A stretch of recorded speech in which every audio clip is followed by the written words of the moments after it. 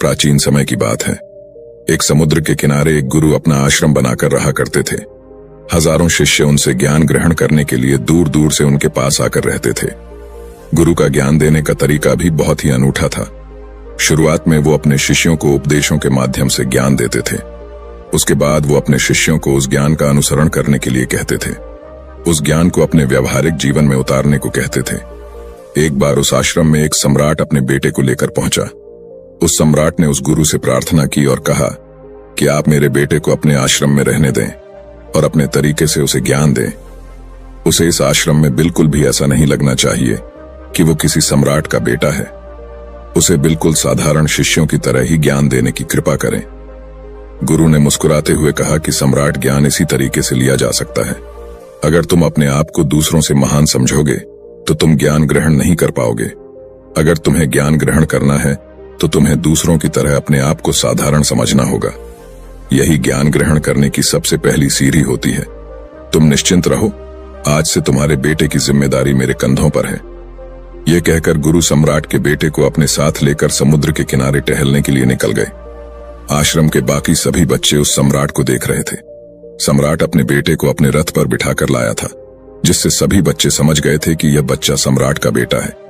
इसी वजह से आश्रम के सभी बच्चे सम्राट के बेटे की तरफ आकर्षित हो गए थे।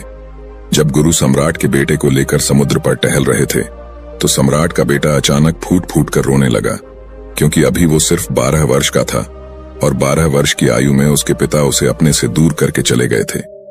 ये सदमा वो बच्चा सहन नहीं कर पा रहा था। वो नहीं समझ पा रहा था कि उसके पिता उसकी भलाई के लिए उसे उस गुरु के पास करके गए हैं। उसे रोते हुए देखकर गुरु ने कहा कि बेटा, मैं तुम्हें चुप नहीं करूंगा। हो सकता है कि आज मैं तुम्हारे आंसू पोंछ दूं, लेकिन कल तुम फिर अपने आप को अकेला पाओगे। याद रखना, जीवन में इंसान अकेला आता है और अकेला ही जाता है। जितनी जल्दी जो इंसान इस बात को समझ लेता है, वो उतनी जल्दी आत्मज्ञान के रास्ते पर निकल जाता है। गुरु ने अपनी बात आगे बढ़ाते हुए कहा कि जो इंसान अकेला रहना सीख लेता है, वही खुद से प्यार कर पाता है, और जो खुद से प्यार करना जानता है वो किसी के भी जाने का अफसोस नहीं करता, क्योंकि वो खुद से ही प्यार करता है। धीरे धीरे तुम आश्रम के माहौल में ढल जाओगे। शुरुआत में तुम्हें समस्या आ सकती है, लेकिन कुछ दिनों के बाद तुम इसे आत्मसात कर लोगे। उसके बाद तुम्हें यही जगह बहुत अच्छी लगने लगेंगी। ये जगह तुम्हें अपने महल जैसी लगने लगेंगी। संध्या हो चली थी। समुद्र के दूसरे छोर पर सूरज छिपने लगा था और अपनी लालिमा पूरे आसमान में बिखेर रहा था। बहुत ही सुंदर दृश्य था और गुरु शिष्य को अपने साथ लेकर आश्रम में वापस लौट आए।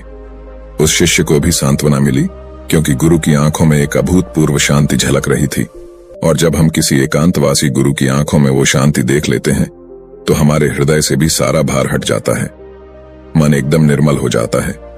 जब सम्राट का बेटा रात्रि का भोजन करने के लिए भोजन कक्ष में पहुंचा तो आसपास के सभी शिष्य उसके पास आने लगे।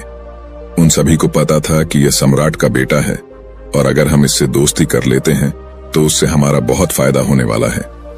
यही सोचकर आश्रम के ज्यादातर शिष्यों ने उसे घेर लिया था। बस कुछ बच्चे जो अकेले रहने का महत्व समझते थे, जो दिखावे में विश्वास नहीं करते थे, वो उस सम्राट के बेटे के पास जाने की बजाय अपना पूरा ध्यान खाने पर लगा रहे थे और एकांत में बैठकर अपना भोजन कर रहे थे। कुछ दिनों के बाद सम्राट के बेटे की आश्रम के ज्यादातर बच्चों के साथ दोस्ती हो गई।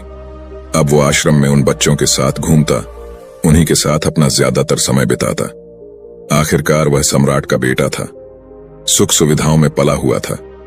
आसपास बहुत से दास और दासियां होते थे। आसपास अपने मित्रों से घिरे होना, वही दिनचर्या उसने इस आश्रम में भी अपना ली थी। ऐसा नहीं था कि गुरु को यह सब पता नहीं था, पर गुरु उसे अलग तरीके से ध्यान देना चाहते थे।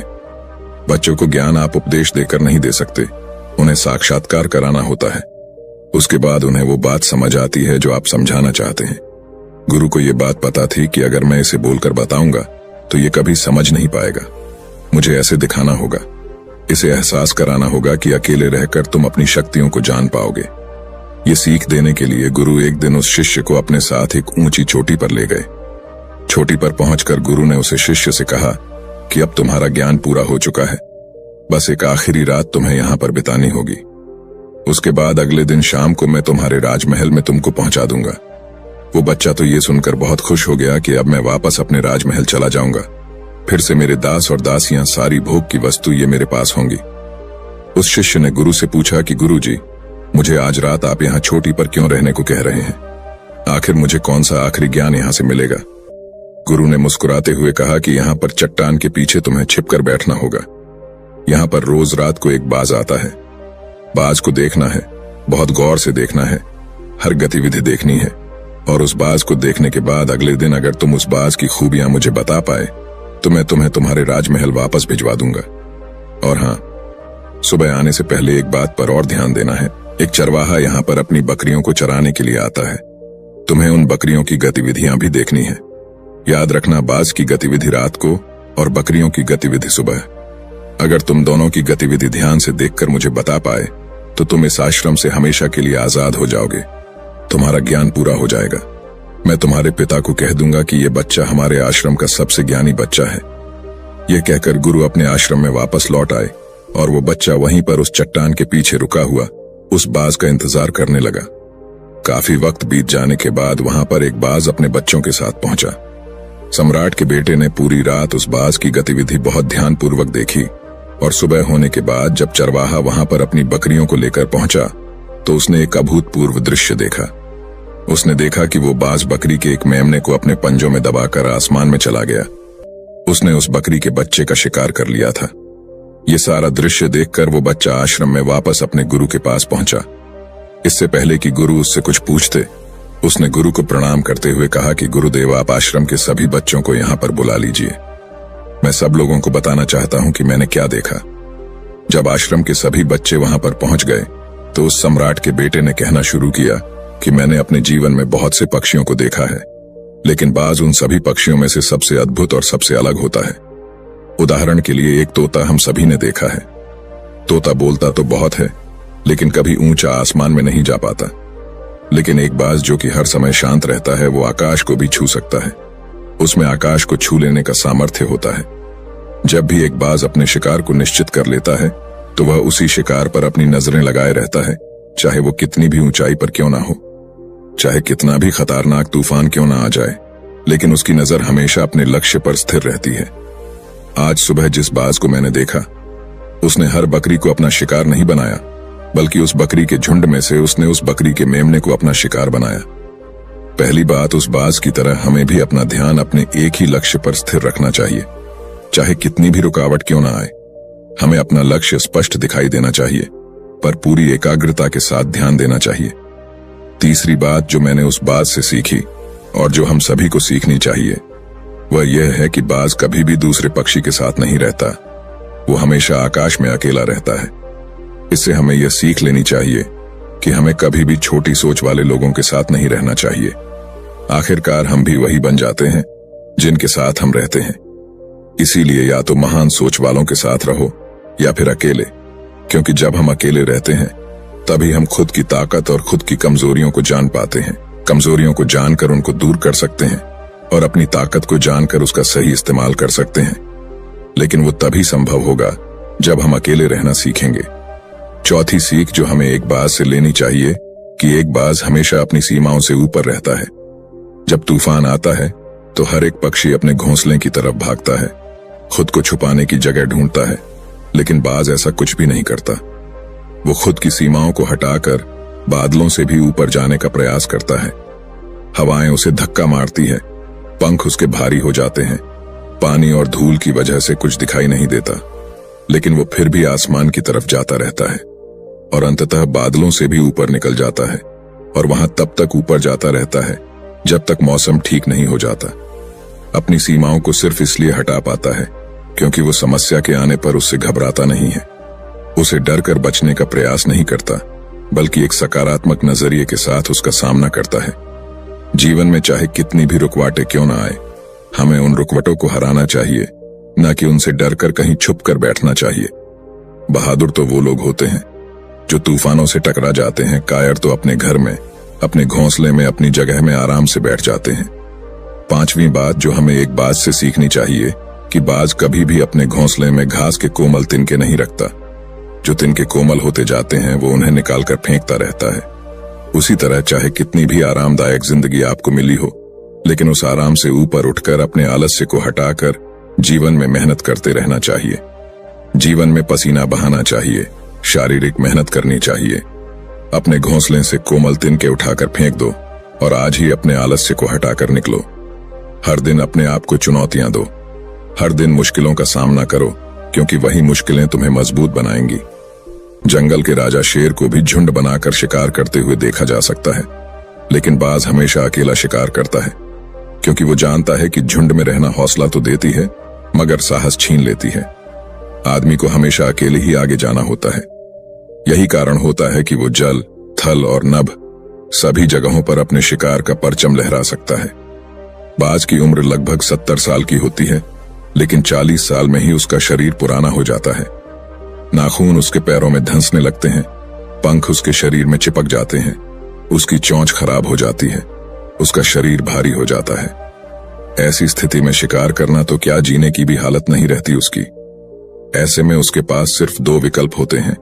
पहला, या तो वह खुद की इस अवस्था को स्वीकार कर ले और भूखा प्यासा मर जाए, किसी दूसरे जानवर का शिकार बन जाए, और दूसरा विकल्प यह होता है कि वो 6 महीने एक बहुत ही दर्दनाक प्रक्रिया से गुजरे और खुद को फिर से पहले जैसा मजबूत बना ले। लेकिन बाज दूसरा विकल्प चुनता है।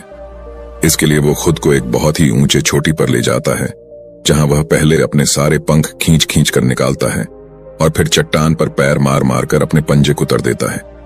उसके बाद उसी चट्टान पर अपनी चोंच को पटक पटक कर पुराना हिस्सा निकाल देता है और इस लहूलुहान अवस्था में खुद को दूसरे जानवरों से छुपाता फिरता है। अगले 6 महीने तक वो इसी दर्दनाक प्रक्रिया से गुजरता है और इंतजार करता है नए चोंच, नए पंखों का। तब फिर वो अपनी नई जिंदगी शुरू करता है और निकल जाता है अपने शिकार पर और अगले 30 सालों तक फिर से राज करता है। इसीलिए समय आने पर हमें भी अपनी पुरानी आदतों को त्यागना होता है और कुछ नया सीखना होता है। समय के साथ बदलना होता है, अपने आप को तैयार करना है, वरना हमारा भी शिकार हो सकता है, हम भी पीछे रह सकते हैं। इसके बाद सम्राट के बेटे ने बकरी की विशेषता बताते हुए कहा कि बकरी हमेशा झुंड में चलती है। उन्हें झुंड में एक साथ चलने से हिम्मत मिलती है, लेकिन जैसे ही उन पर शिकार होता है वैसे ही वो बकरियां तितर बितर हो जाती। उस पूरी बकरियों में से एक भी बकरी अपने साथी की मदद करने के लिए वापस नहीं लौटती। इससे हमें यह सीख मिलती है कि हमारे साथ कितने भी लोग हो, किसी पर भी यकीन नहीं करना। यकीन करना तो खुद पर करना, क्योंकि बुरा समय आने पर वो बकरी तितर बितर हो जाएगी, आपको पता ही नहीं चल पाएगा। गुरु को प्रणाम करते हुए सम्राट के बेटे ने अपने गुरु से कहा कि गुरुदेव, अगर मुझसे कोई सीख रह गई हो तो कृपया करके आप बताने की कृपा करें। गुरु ने सभी बच्चों को संबोधित करते हुए कहा कि ये सभी बातें जो अभी इस बच्चे ने बताई हैं सब सही है, लेकिन ये सारी खूबियां आप लोगों में तभी पैदा हो पाएगी जब आप अकेले रहने का अभ्यास करेंगे।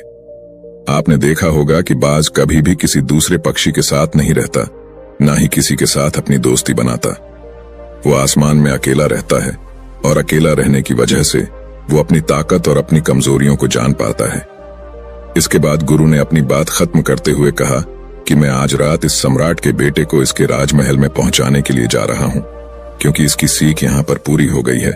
और यह कहकर गुरु उस सम्राट के बेटे को राजमहल की तरफ ले जाते हैं। तो दोस्तों, ये थी आज की कहानी। तो वीडियो को लाइक करके अनजाना पथ चैनल को सब्सक्राइब करें और कमेंट बॉक्स में नमो बुद्धाय जरूर लिखें। और दोस्तों, आपका जो भी सवाल है वो आप इस वीडियो में पूछ सकते हैं। धन्यवाद। नमो बुद्धाय।